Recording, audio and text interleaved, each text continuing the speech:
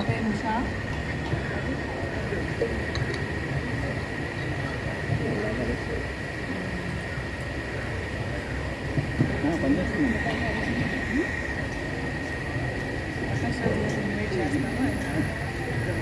ప్రకాశ్ విత్తనాలు అమ్మ, రాజు కాదు, ప్రకాశ్ విత్తనాలు. ఏమో మరి పర్వాలేదు. ప్రకాష్ గారిని ఇన్వైట్ చేస్తాను. ఆయన అంటే చాలామంది ముందు కూర్చున్నారు. వాళ్ళు మళ్ళీ పిల్లల కోసం ఇళ్ళకి వెళ్ళాల్సిన అవసరం ఉంటుంది. అందరూ కొంచెం త్వరపడుతున్నారు. మీరు వచ్చి మీ ఎమ్మెల్యే స్పీచ్ ఇచ్చి మీరు ఎలా టెరెస్ గార్డెన్ ఎట్లా ఇంప్రూవ్మెంట్ చేసుకోవచ్చు, మాకు తెలియని విషయాలు మీరు చెప్తారని ఆశిస్తున్నాను.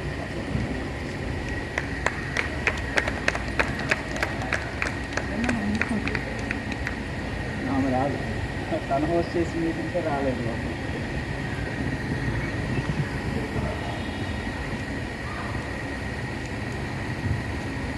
అమ్మ నేను వచ్చిన ఈ ట్రిప్లో వచ్చిన రోజు నుంచి నన్ను జాగ్రత్తగా చూసుకుంటున్నాను.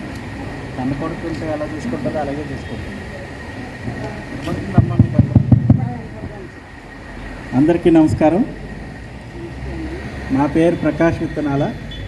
మాది సొంతూరు కాకినాడ, కానీ వృత్తిరీత్యా నేను మొదట బెంగళూరులో సెటిల్ అయినా గత 20 ఏళ్ళుగా లండన్లో సెటిల్ అయ్యాను. అయితే వృత్తిరీత్యా ఐటీలో ఉన్న నాకు ఈ వ్యవసాయం అంటే బాగా ఇష్టం అన్నమాట. మా అమ్మ తరపు తాతగారు అంటే మా మదర్ ఫాదర్. పర్వాలేదమ్మా, కొంతసేపు కాళ్ళు నెప్పెట్టే వరకు నుంచుంటాను, సభా మర్యాద. కాళ్ళు నెప్పెట్టినప్పుడు మాత్రం కూర్చుండిపోతాను. ఇక ఆవిడప్పుడే బాధపడిపోతున్నా, అమ్మ ఏం కాదులే పర్వాలేదు, మీరు కూర్చోండి అమ్మ, మీరు పర్వాలేదు కూర్చోండి అమ్మా, మీరు కూర్చోండి పర్వాలేదు. మాట్లాడేవారు కొంతసేపు నుంచుంటేనే మంచిది, మా సభ మర్యాద కదా. మీరు కూర్చోండి పర్వాలేదు. థ్యాంక్ యూ, నన్ను పిలిచారు, సంతోషం. అయితే వారి స్ఫూర్తితో అంటే మా మెటర్నల్ తాతగారు స్ఫూర్తితో ఆయన 95 ఇయర్స్ బ్రతికారు. లాస్ట్ డే కూడా ఆయన డ్యూటీ 4 to 4 PM పొలం వెళ్ళి బయట మంచం వేసుకొని హ్యాపీగా నిద్రపోయారు. అలాంటి జీవితం ఉండాలి అని కోరిక. ఈ మన 70 వచ్చిన హరిత విప్లవం మన దురదృష్టం, అది క్షమించాలి నెగిటివ్ వర్డ్ మాట్లాడేందుకు. కానీ అలా వచ్చినా కూడా ఆయన మాత్రం ఎప్పుడు ఎరువు కట్ట కొనలేదు, కెమికల్ ఎరువు కొనలేదు, కెమికల్ పెస్టిసైడ్ కొట్టలేదు. కానీ ఆయన పోటీలు పెట్టేవారు, ఎవరు ఎంత పండిస్తారు అంతా మాగాణులే.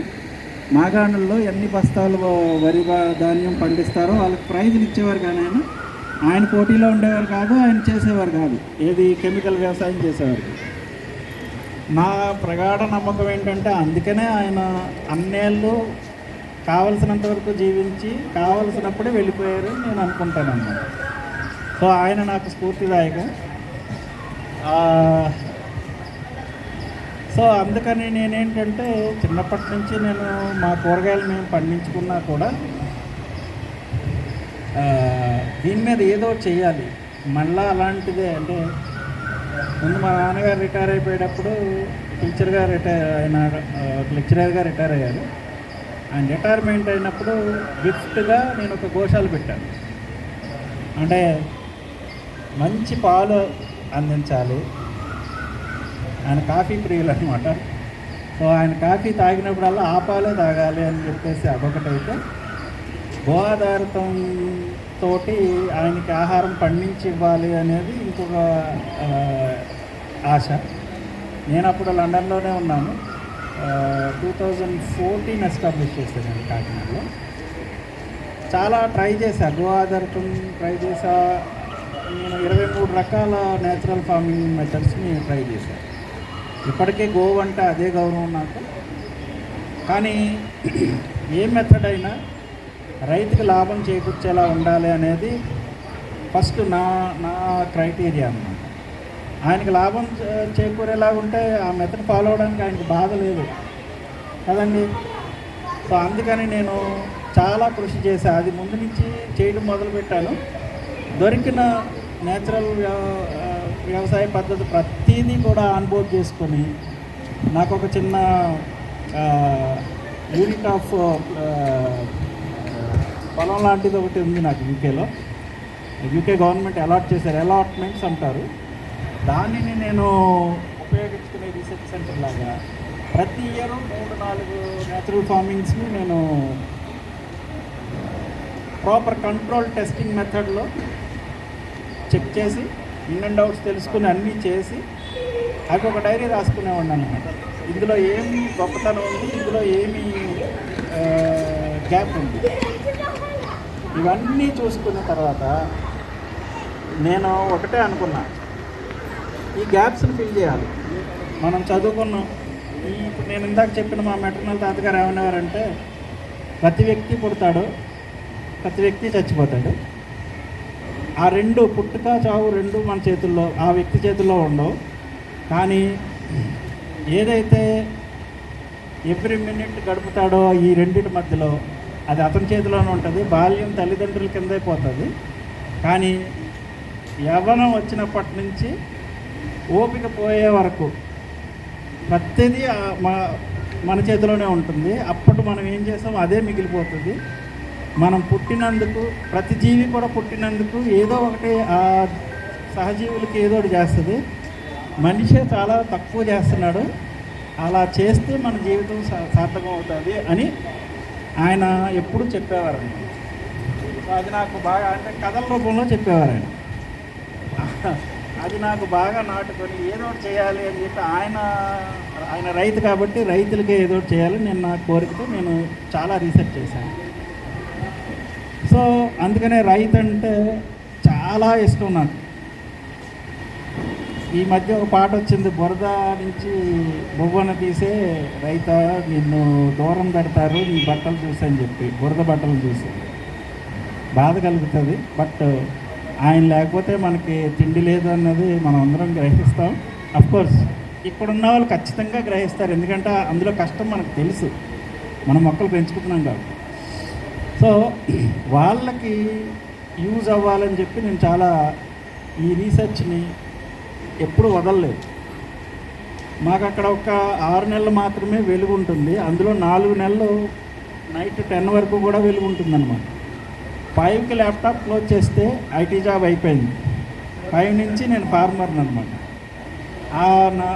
నేను చెప్పిన ఆ క్షేత్రానికి వెళ్ళిపోయి 10 వరకు, అంటే ఇంకా నాకు టైం ఏం తెలియదు. ఈ చీకటి ఎప్పుడు పడితే అప్పుడు వెళ్ళిపోయేవాడిని అనమాట ఇంటికి. అప్పటి వరకు అక్కడే గడిపేవాడిని.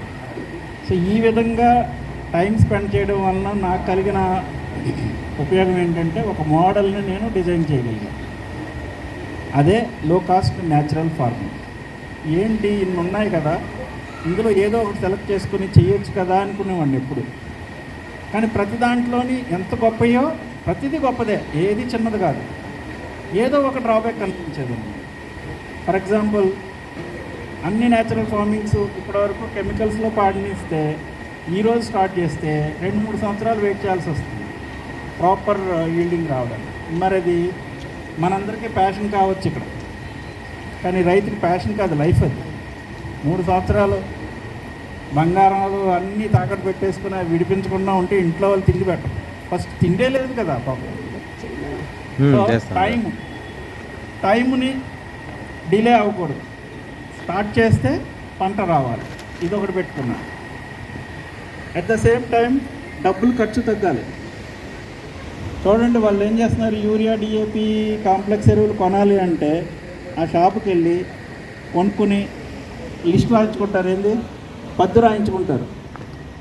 వీళ్ళకి వచ్చిన బంగారం పండించినా కానీ తీసుకుని వెళ్ళిస్తే వాళ్ళు వెండి రేట్ ఇచ్చినా తీసుకోవాలంటారు. డబ్బులు ఎందుకంటే అప్పు చేసి ఉన్నారు కదా, అది ఉండకూడదు. అంటే డబ్బులు ఖర్చు అవ్వకూడదు. ప్లస్ మరి ఈ రెండు ఉండాలి అంటే దిగుబడి బాగా ఉండాలి మొదటి పంటలోనే, అలాగే ఖర్చు ఎక్కువ అవ్వకూడదు. అంటే శ్రమ ఆటోమేటిక్గా ఎక్కువైపోతుంది కదా. స్వార్థం ఎక్కువైంది నాకు, శ్రమ కూడా ఉండకూడదు. ఏం చేయాలి, ఇదే అన్వేషణ. నాకు ఇలాంటి తర్కాలు నాలో నేను చేసుకునేటప్పుడు నేనేం చేస్తానంటే, అక్కడ మాకు బాగా వాకింగ్ ప్లేసెస్, పెద్ద పెద్ద పార్కులు బాగా ఉంటాయి. ఆ పార్క్కి వెళ్ళిపోయి ఒక చెట్టుని పట్టుకొని అడుగుతూ ఉండేవాడిని అనమాట, అమ్మ ప్రకృతి మాత ఏం చేయమంటారు. అని కొంచెం పిచ్చోళ్ళకి చూసేవారు. కొంతమంది ఒక్కొక్కసారి బాగా అలుపు వస్తే చెట్టుగా అనుకుని అమ్మనా అనుకున్నాను అన్నట్టుగా అనుకుని అలా కళ్ళు మూసుకుంటే రైట్ అనేవారు, డిస్టర్బ్ చేసేవారు. ఇంకా ఒక స్లిప్ ఒకటి పెట్టుకొని ఒక చిన్న చిన్న స్లిప్ లాంటిది ఒకటి laminated slip, I'm completely all right, please don't disturb me, I'm meditating my self అని చెప్పి ఒక స్టిక్కర్ ఒకటి అక్కడ అంటించి ఆ చెట్టు కూర్చున్నాను. నాకు చాలా సమస్యలకి పరిష్కారం దొరికేది. సో అందుకని నాకు ప్రకృతి అంటే ఇష్టం. అస్తమానం ప్రకృతి ప్రకృతి అంటున్నానని చెప్పి నన్ను ప్రకృతి నేస్తం ప్రకాష్ విత్తనాలు అని మొదలుపెట్టారు. యూకేలో విత్తనాలు ఇవ్వడం, మా ఇంటి పేరు విత్తనాలు కాబట్టి విత్తనాలు పంచిపెట్టేవాడిని. విత్తనాలు ఇవ్వడం, వాళ్ళని బతిమాలి మొక్కలు ఇవ్వడం, వాళ్ళకి ఏం సమస్యలు మళ్ళీ వాళ్ళని అడిగి మళ్ళీ చేయడం. ఒకవేళ ఎవరైనా సబ్బన్గా చేయట్లేదు అంటే ఎవరైనా పిలవడం, ఒక సొరకాయో ఆనపకాయో ఇచ్చి పంపించడం, అది టేస్ట్ చూసిన తర్వాత ఖచ్చితంగా వాళ్ళు మొదలుపెట్టారు. ఇలాగా అంటే నాకు అప్పట్లో ఏం కావాలంటే నేను ఒక్కడిని చేసిన టెస్టింగ్ నాకు విమర్శకులు కావాలి కదా, ఇదేం పని చేయట్లేదు అనాలి ఎవరన్నా. అది నాకు ఇష్టం, ఎందుకంటే అక్కడి నుంచి మనం నేర్చుకుంటాం. సూపర్ సూపర్ సూపర్ అని పొగిడే వాళ్ళు వద్దు అప్పట్లో. సో అలాగా ఈ పలానాది నేను చేసాను బాగా వచ్చింది కూడా చెయ్యి, నీ దగ్గర వచ్చిందో లేదు అంటే డిఫరెంట్ ప్లేసెస్ కావాలి కదా మరి. అట్లా నేను వాళ్ళందరినీ టెస్టింగ్ యూనిట్స్ కింద బాగా వాడుతున్నాను. వాళ్ళందరూ నేను బాగా హెల్ప్ చేశానని కూడా అనుకున్నారు పాపం. వాళ్ళకి చెప్పానులేండి, ఇది ఇప్పుడే కాదు ఎప్పుడు చెప్తాను వాళ్ళకి. నేను ఎంత చేశానని మీరు అనుకుంటున్నారో మీరు నాకు అంతే చేశారు. ఈ ఫార్ములేషన్ ప్రాపర్ రూపుదాల్చుకోవడానికి మీరు కూడా అంతే కంట్రిబ్యూట్ చేశారు అని చెప్తూ ఉంటాను అక్కడ.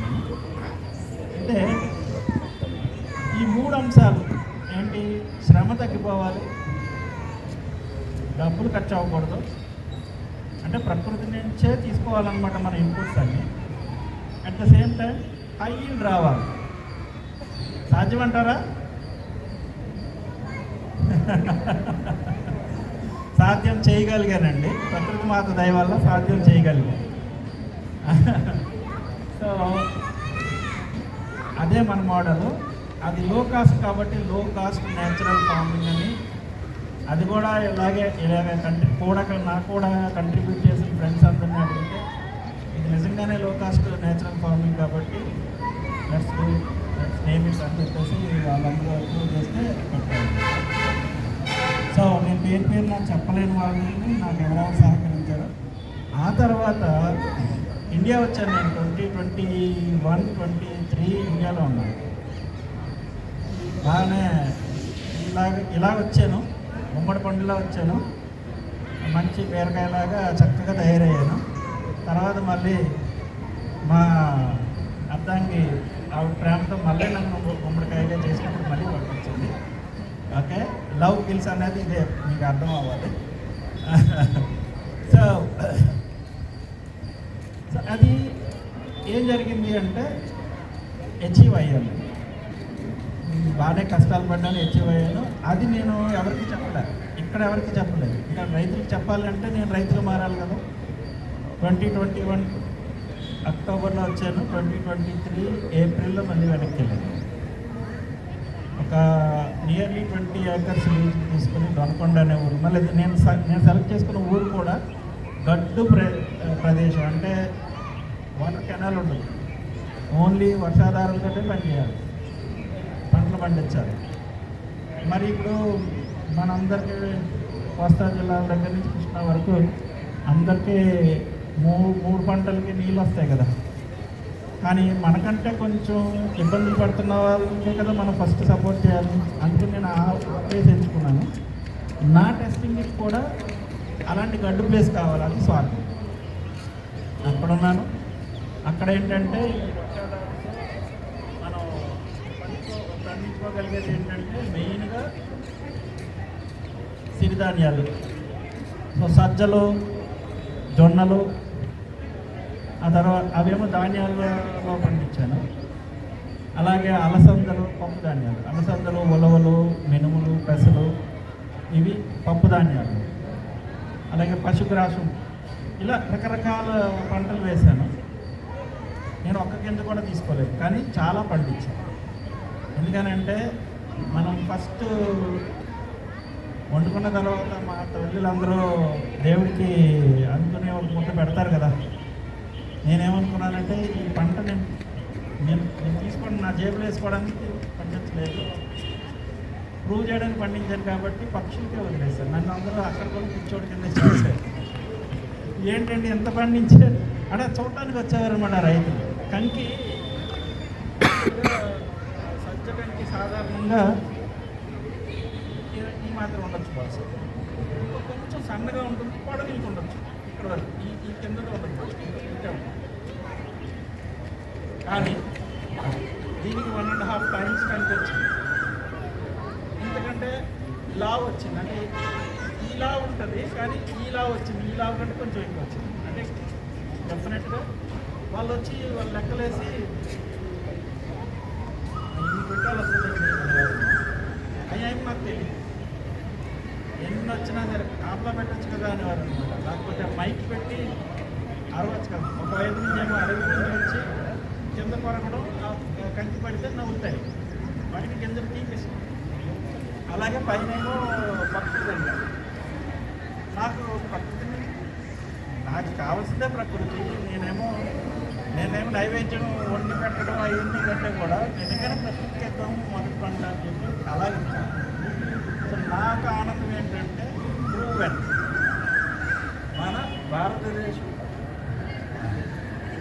మన భారతదేశంలో పొలాల్లో, అది కూడా గడ్డు ప్రదేశంలో ఉన్న అంటే బాగా డ్రాట్ ఏరియాలో ఉన్న పొలాల్లో చక్కగా వస్తుంది అంటే ఇంక అంతకంటే సంతోషమే ఉంది.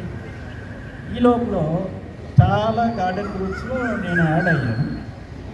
అడిగిన ప్రశ్నలకు సమాధానాలు చెప్పేవాడు. అప్పుడు అనుకున్నాను అనమాట, అసలు రైతులు కదా, రైతులేమో వాళ్ళని కొంచెం కన్విన్స్ చేయాలి మనం, ఎలాగైతే నేను వాళ్ళతో ఉండాలి, అప్పుడే చేస్తాను. అసలు వాళ్ళకంటే కూడా ఇది ఇంకా ఇంపార్టెంట్ కదా, వీళ్ళు రైతులే కాకపోతే మిద్దె తోట టర్న్ తోటల్లో వాళ్ళకున్న రెస్ట్రిక్షన్స్లోనే పండిస్తున్నారు బ్రహ్మాండంగా. కానీ సరిపోదు, అది వీళ్ళని మనం కాన్సన్ట్రేట్ చేద్దామని చెప్పి నేను ఎండ్ టు ఎండ్ లేదు కనిపించలేదు నాకు. ఈ మోడల్ ఒక మోడల్ ఫాలో అవుతాం మనకి లేదు కదా, మిద్దె తోటలకి ఎండ్ టు ఎండ్ అనేది లేదు. అంటే నారుమొక్క అలాగే విత్తనం పెట్టినప్పటి నుంచి లేదా నారుమొక్క నాటినప్పటి నుంచి కోసుకునే వరకు ఇది ఈ స్టెప్స్ అనే ఒక ఫిక్స్డ్ మెథడ్ లేదు. అందుకని ఫస్ట్ నేను పుస్తకం కూడా గార్డెనింగ్ మెథడే రాశాను. ఎంతో ఉండదండి, 18 pages ఉంటుంది. మళ్ళా నా నాలెడ్జ్ని నేను ఒక్క పైసా కూడా సంపాదించకూడదు, నా తాతగారికి థ్యాంక్ఫుల్నెస్గానే చేశాను కాబట్టి ఎప్పటికీ అదే ఉంటుంది, ఎప్పుడూ ఫ్రీనే, నేను దాన్ని ఛార్జ్ చేయను. పుస్తకం కూడా అమ్మకూడదు అనే ఒక ఉద్దేశంతో పీడిఎఫే షేర్ చేశాను, ఎవరికైనా డిజిటల్ కాపీయే షేర్ చేశాను. కాకపోతే మీరెవరైనా వెరీ గుడ్, ఒకవేళ ఎవరైనా ప్రింట్ చేయాలి అని అనుకుంటే మోర్ దెన్ వెల్కమ్ అండి. మీరు ప్రింట్ చేయొచ్చు, పంచుకోవచ్చు, కానీ దయచేసి దానికి కాస్ట్ పెట్టద్దు. ఎందుకంటే లో కాస్ట్ న్యాచురల్ ఫార్మింగ్ అనేది ఇట్స్ ఫ్రీ సర్వీస్. అది ఎప్పటికీ అలాగే ఉండాలని నేను కోరుకుంటున్నాను. సో పోతే చాలా ఎక్కువైపోయింది ఇంట్రొడక్షన్, అసలు పాయింట్లోకి వెళ్ళిపోయాం అమ్మా. మరి ఈ 3 అంశాలని మనం ఎలాగా మన మిద్దె తోటలు, నేను ఇప్పుడు ఎవరున్నా రైతులు ఉన్నారండి ఇక్కడ, అంతా మిద్దె తోటలే కదా. సో మనం కట్ షార్ట్గా మిద్దె తోటలు పెరటి తోటలకే పరిమితమైంది, లేకపోతే సబ్జెక్ట్ ఇంకా ఎక్కువైపోయింది. లేటెస్ట్గా దానికంటే ముందు చిన్న విషయం షేర్ చేసుకునేది ఏంటంటే, ఈ ఫార్మింగ్లో కూడా ఒక ఫార్మర్ ½ acre రోజుకి 5 నుంచి 6 వేల రూపాయలు సంపాదించుకునే ఒక పద్ధతిని ప్రయోగాత్మకంగా చేస్తాం. త్వరలో అది కూడా అందరికీ పంచుతాం. ఆ ఇన్ఫర్మేషన్ కూడా ఒక చిన్న బుక్లెట్ సింపుల్గా. అలా బుక్ అంటే 100 pages నేనైతే చదవలేదు. సో అందరికీ కూడా అలాగే 10 పేజీల నుంచి 20 పేజీల్లో ఉండాలంటే మన బుక్ 18 పేజీలు ఉంటుంది. గట్టిగా చదవాల్సింది ఒక 15 పేజీలు. సో ఇది బుక్ కూడా మన ఆర్గనైజర్స్ ప్రింట్ చేశారు. అంటే ఎవరికైనా అవార్డు ఇద్దాం అనుకున్నారమ్మా?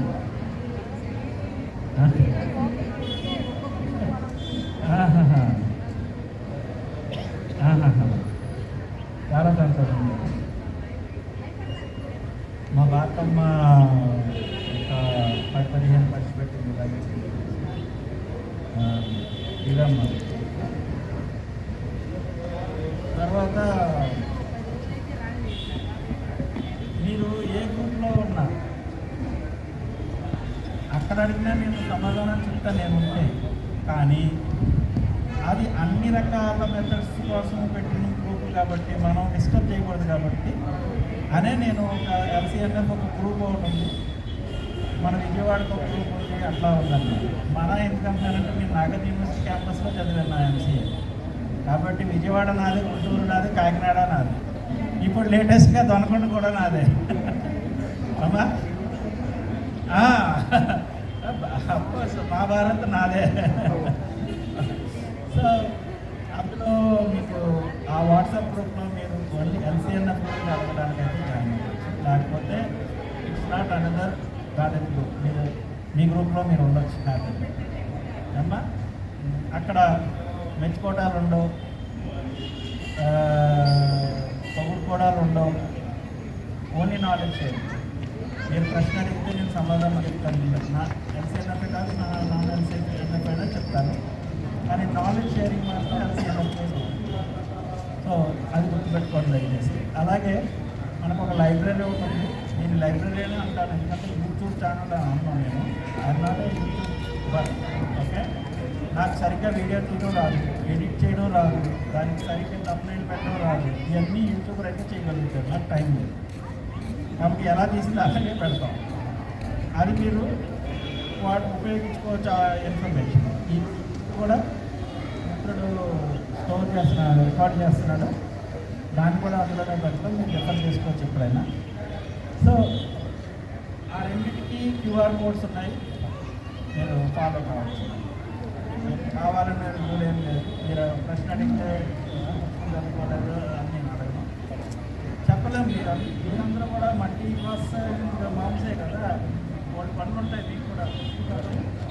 అలాగని ఏం చేశానంటే నేనే ఆ పుస్తకాన్ని చదివి రికార్డ్ చేసి వీడియోస్గా కూడా పెట్టాను. అంటే ఏంటి, మనం ఇయర్ ఫోన్ పెట్టేసి పని చేసుకుంటూ వినవచ్చు కదా, ఆ సౌలభ్యం కూడా ఉంది మొట్టమొదటి వర్షంలో. ఎనీవే ఈ ఎల్సీఎన్ఎఫ్ గురించి ఈరోజు మీకు మొత్తం అర్థమైనా పర్వాలేదు, జనరల్గా అర్థమవుతుంది, కానీ మర్చిపోయినా మీరు రిఫర్ చేసుకోవడానికి ఇవి ఉన్నాయని చెప్పాలి. పుస్తకం చదివితే అసలు నన్ను కూడా ఏం అడగండి, క్లియర్గా ఉంటుంది, సింపుల్ అండ్ షార్ట్గా క్లియర్గా ఉంటుంది. రైట్ విషయంలో ఏమనుకున్నామండి, అధిక దిగుబడి రావాలి. నిజంగా మీరు అందరూ ఒకసారి రివ్యూ చేసుకోండి. మీ ఇంట్లో ఏదో ఒకసారి ఇది 100 రూపాయల టమాటా, ఇది 1000 రూపాయల టమాటా, ఒక టమాటా 2 టమాటాలు కాసినప్పుడు దీనికి మనం ఖర్చు పెట్టింది అని చెప్పిన వాళ్ళు ఉంటే ఉంటారు కదా. ఎక్స్పెన్సివ్ వెజిటబుల్స్ అండి మా ఆవిడ పండిస్తుందండి అన్న భర్తలో. ఒకవేళ జెంట్స్ చేస్తే ఆ ఇంటి ఆడవాళ్ళు మా ఆయన ఎక్స్పెన్సివ్ వెజిటబుల్స్ పండిస్తారని చెప్పుకోవడం ఉంటుంది. ఇది తప్పేం లేదు ప్యాషన్గా చేసినప్పుడు, కానీ మన ఆరోగ్యాలు కాపాడుకోవడానికి మళ్ళీ మనం షాప్కి వెళ్ళిపోకుండా ఉండాలి అంటే ఈ బెస్ట్ ఏంటంటే మనమే మన శ్రమకి మనం పెట్టే డబ్బులకి సరిపడిగా మంచి యూజ్ తెచ్చుకోవాలి. ఇది నా కోరిక అనమాట. మీరందరూ అలా చేయించుకోవాలనేది నా అభిప్రాయం. అందుకనే ఆ బుక్ రాయండి. సో ఆ బుక్లో ఏమున్నదన్నది మీకు చదువుకోండి, అదే ఆల్మోస్ట్ అదే నేను చెప్తాను, కానీ కొంచెం ఎక్స్ప్లెనేషన్. సో హై ఈల్డ్ అనేది మన target, first target high yield. At the same time high cost పెట్టకూడదు. సో ఎవరెవరైతే ఆ సెటైర్లు వేస్తున్నారో మనకి వాళ్ళందరూ వాళ్ళ చేతనే బడి పండించు అసలు డబ్బులు ఖర్చు పెట్టకుండా ఇంకా ఎంకరేజ్ చేయాలి. కొంతమంది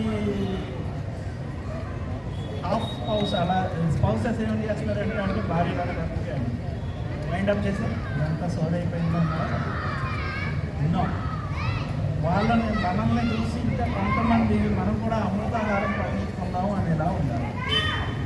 సో ఖర్చు తగ్గాలి, ఖర్చు ఉండకూడదు అంటాం, అందుకే లో కాస్ట్. కానీ నో కాస్ట్ అనలేదు, మన శ్రమ కూడా ఖర్చు ఎంత కొంచెం టైం పెట్టినా అది టైం ఇస్ మనీ ఈ కాలంలో. అట్ ద సేమ్ టైం ఏదో కొంచెమైనా ఖర్చు పెట్టుకుంటే ఏది రాదు. అందుకనే లో కాస్ట్ ఉండాలి, అయ్యేది జరగాలి. మరి రోజంతా అక్కడే కష్టపడతా ఉంటే అప్పుడు కూడా వైండ్ అప్ అనే ఉంటుంది కోర్స్ కదా. కాబట్టి మనం శ్రమ కూడా తగ్గాలి. కొన్ని ద్రావణాలు తయారు చేసుకునేటప్పుడు రోజుకి 3 సార్లు కలపాలి. ఎంత శ్రమ ఇది, మర్చిపోతే వాటి క్వాలిటీ పడుతుంది కదా. సో మన ద్రావణాలు ఏది కూడా కాలపము శ్రమ పోయిందా. ఇక తర్వాత ఇవన్నీ కూడా ఏ ద్రావణమైనా సరే స్ప్రే చేసుకోవాలన్నా శ్రమ ఉంటుంది, సాయిల్ అప్లికేషన్ ఇవ్వాలన్నా శ్రమ. దీన్ని మార్చలేము, దేవుడు వచ్చి చేయలేడు కదా. సో ఫస్ట్ ఆఫ్ ఆల్ మనం తగ్గించగలిగింది ఏంటంటే ఈ కలపడాలు. రెండవది ప్రతి బ్యాచ్ ఫ్రెష్గా చేసుకోవాలి. ఏమా ప్రతి బ్యాచ్ ఫ్రెష్గా చేసుకోవాలి, మళ్ళీ శ్రమ కదా. ఒక్కసారి సెటప్ చేసుకుంటాం, కంటిన్యూస్గా దాని నుంచి మనం ద్రావణం తీసుకునేలాగా ఈ మోడల్ ఇది ఇంకా డ్రాస్టిక్గా శ్రమ తగ్గించాలి. ఒక్కసారి సెటప్ చేసుకుంటే 2-3 సంవత్సరాల వరకు కూడా మనం వీ కెన్ ఆల్వేస్ ఇంక్రీజ్.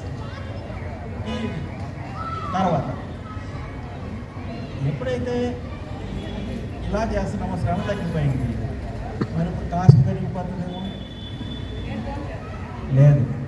మనం బెల్లం, శనగపిండి ఇట్లాంటివన్నీ కొనుక్కోవాలి, లేకపోతే నూనె చెత్తలు ఇంకా రకరకాలు ఉన్నాయి కదా. అంటే నేను కొంచెం భయపడతాను, ఇలాంటివన్నీ చెప్పాను అనుకో వాళ్ళని విమర్శించడం లేదు, వాళ్ళు అది కూడా గొప్పదే. ఎవరికి వీళ్ళు వాళ్ళు చేసుకుంటారని అందరూ వాళ్ళ వ్యూ పాయింట్లో వాళ్ళ టార్గెట్స్లో వాళ్ళు డిజైన్ చేశారు. ఎవరైనా గొప్ప వాళ్ళు, ఎన్ని చేసిన వాళ్ళందరూ గొప్ప వాళ్ళు కదా. కానీ మనకేంటి ఖర్చు కూడా ఉంటుంది. సో ఇక్కడ బెల్లం కొనడం లేదు, ఏది కొనడం లేదు, మరి ఖర్చు లేదు కదా. ఇప్పుడు చెప్పండి, మనం అందరం రైస్ తింటాం, అమ్మలు నిజంగా గొప్ప వాళ్ళు, ఇంట్లో ఉన్న వాళ్ళందరూ ఒక ముద్ద ఎక్కువే తినాలని చెప్పి ఒక ముద్ద ఎక్కువే వండుతారు రోజు.